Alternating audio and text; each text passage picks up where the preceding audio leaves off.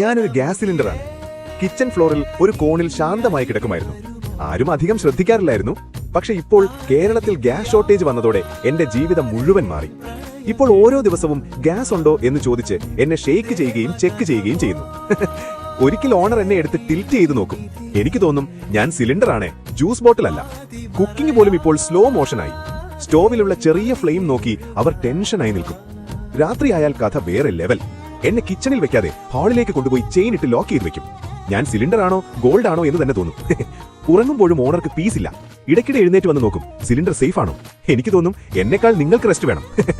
ദിവസങ്ങൾ കടന്നു പോകുമ്പോൾ എന്റെ ഉള്ളിലെ ഗ്യാസ് കുറയാൻ തുടങ്ങി. സ്റ്റോവിലുള്ള ഫ്ലെയിം പോലും വീക്കായി. വീട്ടിലെല്ലാവരും സൈലന്റ്, ടെൻഷൻ. ഇന്നും ഗ്യാസ് ഷോർട്ടേജ് തീർന്നിട്ടില്ല. പുതിയ സിലിണ്ടർ എളുപ്പത്തിൽ കിട്ടുന്നില്ല. അതുകൊണ്ട് ഇപ്പോൾ ഞാനൊരു സാധനമല്ല, ഈ വീട്ടിന്റെ ലൈഫ് ലൈനാണ്. നിങ്ങളുടെ വീട്ടിലും ഇങ്ങനെ തന്നെയാണോ ഗ്യാസ് സിറ്റുവേഷൻ? ഒരു വേർഡ് കമന്റ് ചെയ്യൂ. ലൈക്കും സബ്സ്ക്രൈബും ചെയ്യാൻ മറക്കല്ലേ.